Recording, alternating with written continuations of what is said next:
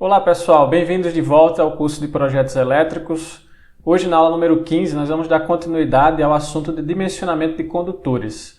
Hoje nós vamos falar sobre o método de dimensionamento pela queda de tensão.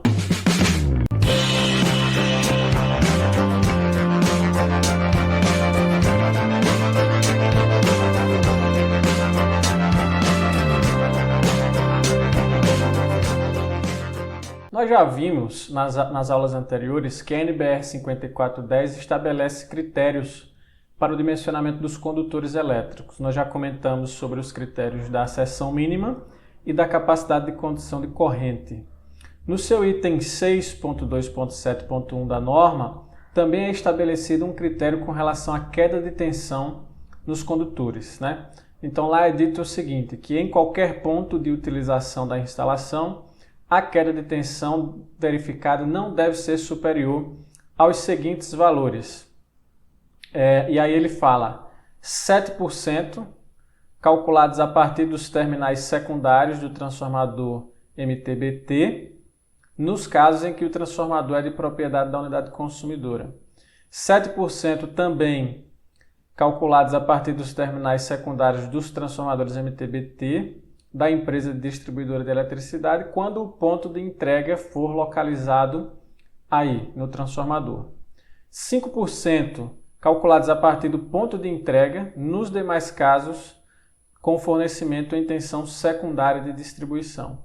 E 7% nos terminais de saída do gerador, no caso em que existe grupo gerador próprio. No item 6.2.7.2, ela diz o seguinte: em nenhum caso a queda de tensão nos circuitos terminais pode ser superior a 4%. Bom, então vamos resumir aqui com esse exemplo o que a norma diz, né? Imagine que isso aqui é um diagrama unifilar de uma instalação em que eu tenho o quadro de medição, que se representa aqui o ponto de entrega, né, o ponto de início do meu sistema de instalação.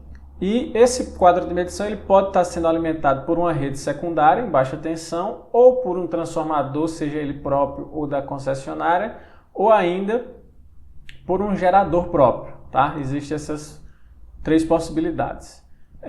Saindo do quadro de medição, eu vou ter o meu quadro de distribuição. Eu posso ter numa instalação simples o quadro de distribuição dando origem diretamente aos circuitos terminais, ou eu posso ainda ter entre o quadro de distribuição e os circuitos terminais os quadros terminais, que são aqueles quadros intermediários. Então o que a norma diz é o seguinte, olha, entre o ponto de entrega,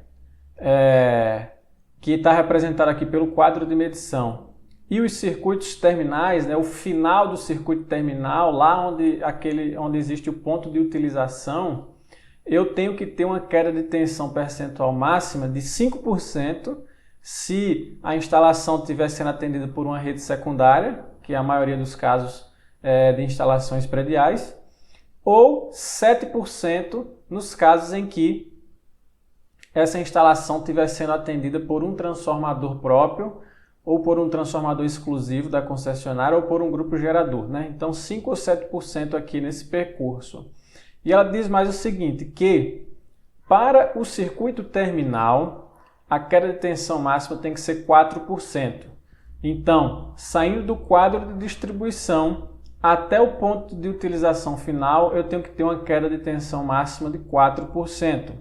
Nos casos em que houver quadros terminais, como está posto aqui, eu vou ter que ter uma queda de tensão entre o quadro de distribuição e o quadro terminal. Vamos supor que eu tenha 2% de queda de tensão aqui nesse trecho.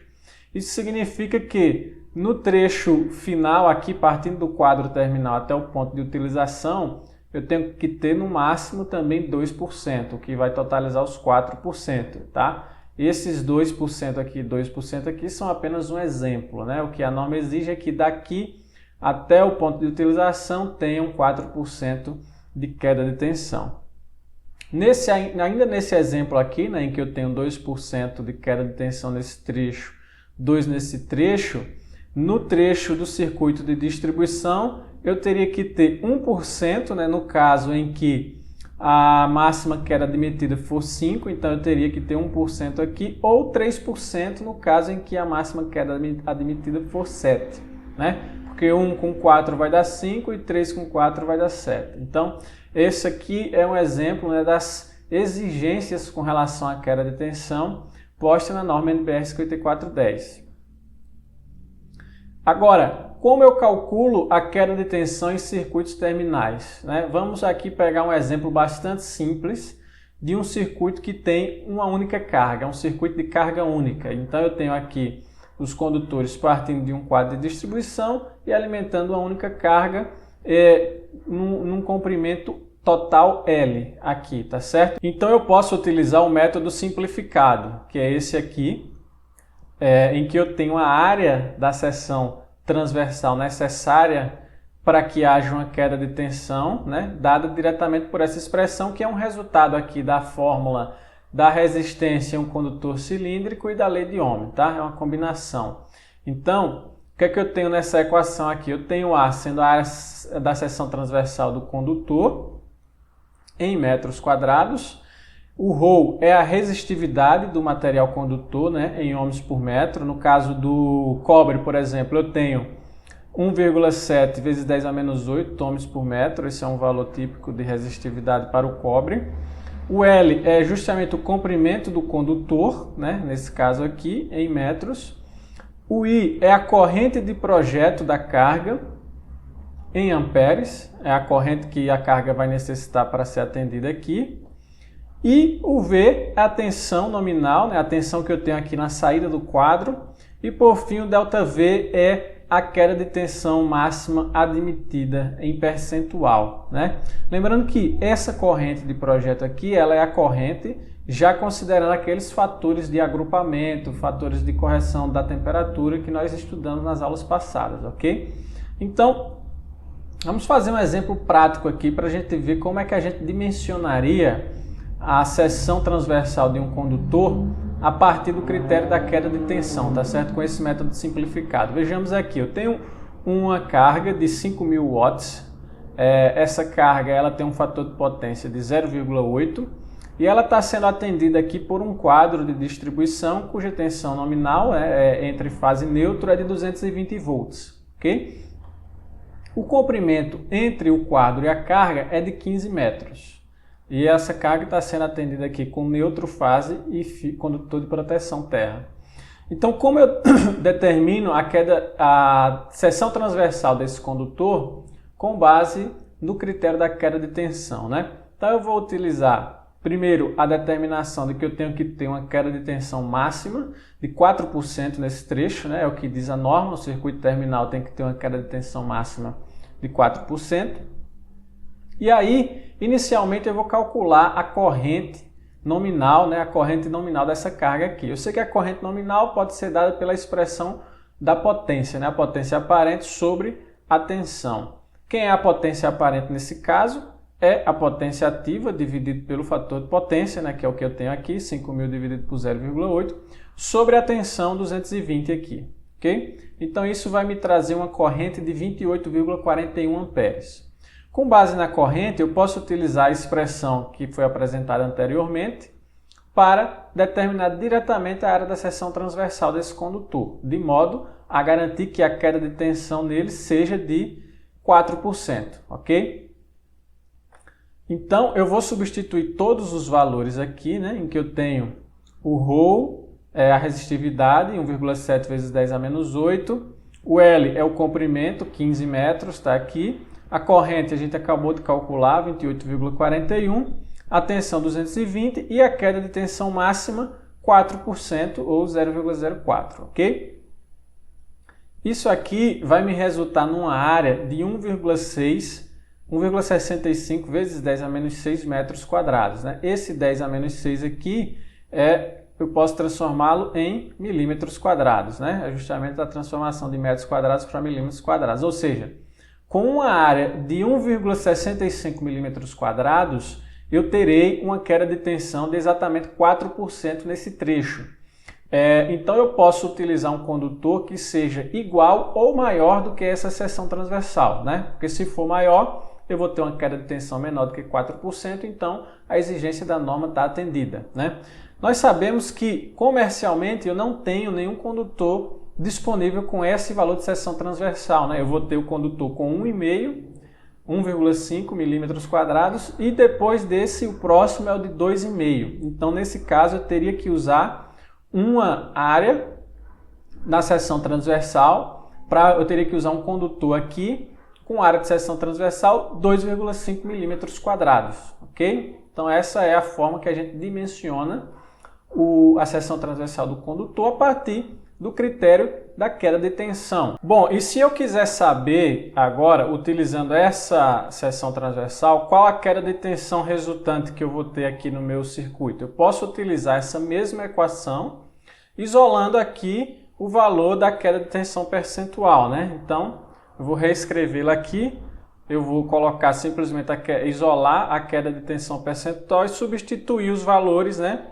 São os mesmos valores que estavam aqui, só que agora eu coloco o valor da área igual a 2,5 vezes 10 a menos 6, né, para transformar de milímetros para metros quadrados. Então, isso aqui vai resultar em 0,026 ou, multiplicando isso aqui por 100 para ficar percentual, 2,06, né? Desculpa, 2,6%. Então, utilizando um condutor de 2,5 milímetros quadrados, eu vou obter uma queda de tensão nesse circuito de 2,6%.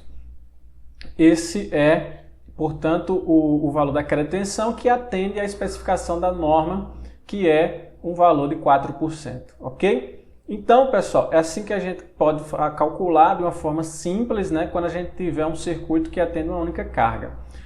Qual é a única observação que a gente faz? É que essa expressão aqui, ela é uma expressão aproximada, né, porque ela não considera as variações que eu tenho na corrente da carga em função de uma redução da tensão, né? Se a gente for estudar isso aqui, a gente vai verificar que ele está considerando que a corrente da carga permanece fixa, mesmo para variações de tensão. E na prática isso não é verdade, né? A corrente na carga ela vai mudar em função das variações na tensão. Então, por isso existe um outro método mais elaborado, que é o método que nós chamamos de queda de tensão unitária. Esse método ele também se aplica nos casos em circuitos com carga única, tá? Então imagine aqui que nós temos o mesmo exemplo, um circuito sendo atendido por o circuito atendendo uma única carga, né, saindo do quadro de distribuição. Então eu vou ter uma queda de tensão por unidade de comprimento aqui que eu posso calcular como sendo dada por essa expressão aqui, tá? A tensão, aqui eu tenho a queda de tensão por unidade de comprimento. Então eu vou ter volt por ampere quilômetro, ok? Volt por ampere quilômetro é a unidade da queda de tensão unitária aqui. E o L é o comprimento do condutor, já em quilômetro, tá ok? A corrente é a corrente nominal da carga, né? A corrente de projeto da carga. E V também a tensão nominal. Então, eu tenho aqui uma queda de tensão dada por unidade de comprimento e por corrente, né? É uma queda de tensão que aumenta com a corrente e com o comprimento do condutor, tá? Então, para a gente ficar um pouco mais claro, lembrando só aqui que o ΔV é a queda de tensão máxima admissível, né? Então, neste método, utilizam-se tabelas de queda de tensão unitária dos condutores informadas pelos fabricantes, tá? Deve-se selecionar um condutor cuja queda de tensão unitária seja igual ou inferior à calculada para o circuito. Então, vamos tornar isso aqui um pouco mais claro, pessoal. Na prática, os condutores, os fabricantes de condutores, eles fornecem tabelas, né, que demonstram qual é a queda de tensão unitária desses condutores, né? Por exemplo, essa tabela que está aqui. Então, a gente tem, por exemplo, para um condutor, essa é uma tabela da Siemens, tá? Então a gente tem aqui, por exemplo, para um condutor de 1,5 milímetros quadrados, supondo que ele é um condutor que está instalado num eletroduto, por exemplo, né? Ele é um fio dessa linha da Siemens aqui, Norflan, por exemplo.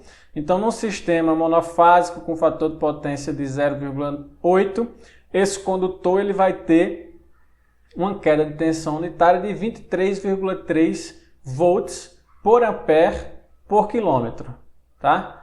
Isso quer dizer o quê? Que se eu tiver um condutor de 1 km e esteja percorrendo nesse condutor uma corrente de 1 ampere, a tensão, né, no final desse condutor vai ser 23,3 volts menor do que a tensão no início desse condutor, tá? Basicamente essa é a informação que está sendo dita aqui. E aqui nessa tabela ele leva em conta o quê? O método de instalação, o tipo do condutor, né? Então, é por isso que ele é um pouco mais elaborado do que aquele método simplificado que nós apresentamos no início.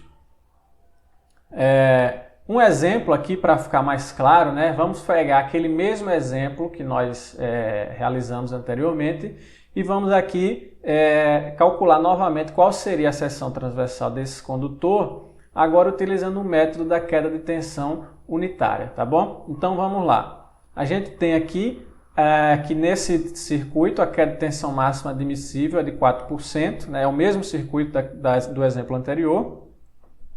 E aí nós vamos inicialmente, o mesmo procedimento, calcular a corrente nominal, né, que vai ser a potência aparente sobre a tensão, ou seja, 5.000 dividido pelo fator de potência vai me dar a potência aparente em VA, dividido pela tensão, eu vou chegar numa corrente de 28,41 amperes. E aí, aplicando aquela fórmula da queda de tensão unitária, né, eu vou ter aqui, substituindo valores, uma tensão de 220, uma queda de tensão admissível de 4%, 0,04, uma corrente nominal para o circuito de 28,41 e um comprimento, que nesse caso aqui é dado em quilômetros, né? Então eu tenho que dividir isso aqui por 1.000, vai ficar 0,015 quilômetros, ok? Isso aqui vai me resultar num valor de 20,65 volts por ampere por quilômetro, ou seja, eu preciso de um condutor que ofereça uma queda de tensão unitária no máximo igual a essa. Então tem que ser igual a essa ou menor, né, para garantir que a queda de tensão vai ficar dentro dos 4%. Né? E aí o que a gente faz? A gente vai lá naquela tabela do fabricante, a gente tem que saber qual é o condutor que vai ser utilizado na instalação. Né? Se for um condutor Siemens, por exemplo, eu vou pegar essa tabela aqui e vou verificar nessa tabela qual é o condutor adequado, né? Qual é a seção transversal adequada. Então, por exemplo, eu sei que eu estou supondo, né, que a minha instalação ela vai ser feita através de eletroduto, calha fechada ou algum bloco alveolado embutido. Né? Então, vamos supor que a minha instalação é eletroduto, que é a mais comum. Então, eu vou selecionar essa coluna aqui. Né? Eu tenho os meus condutores sendo dessa linha de cabos aqui, né? Um fio ou um cabo Noflan lá da Siemens. Então, eu tenho que utilizar essas colunas. E aí eu sei que o meu sistema é monofásico, eu só tenho uma fase e um neutro. Então, já vai ser uma dessas duas colunas. E eu sei que a minha carga aqui é de 0,8, o fator de potência dela. Então, eu vou ter que usar essa coluna aqui da tabela. Se eu tiver um fator de potência que não é nem 0,8 nem 0,95, eu vou escolher uma das duas colunas que estejam mais próximas do fator de potência da minha carga, ok? Nesse caso é exato 0,8, então eu preciso de um condutor que tenha uma queda de tensão unitária de no máximo 20,65. Esse primeiro condutor de 1,5, ele oferece uma queda de tensão de 23,3, portanto ele é inadequado. O próximo condutor, que é o de 2,5, oferece uma queda de tensão de 14,3. Então, ok, ele é menor do que 20,5, então é um condutor adequado, portanto eu vou escolher aqui a seção transversal do meu condutor como sendo 2,5. É o mesmo resultado que nós chegamos lá pelo método simplificado, ok? Então esse é um exemplo de como a gente determinar a seção transversal de um condutor através do método da queda de tensão unitária. Bom pessoal, essa foi a nossa aula número 15, né? Nós apresentamos aí dois métodos simples para determinar a seção transversal dos condutores a partir do critério da queda de tensão, nos casos em que o circuito atende uma única carga. Na próxima aula nós vamos falar do método adequado para os casos em que o circuito atende várias cargas, ok? Então nos vemos na próxima aula.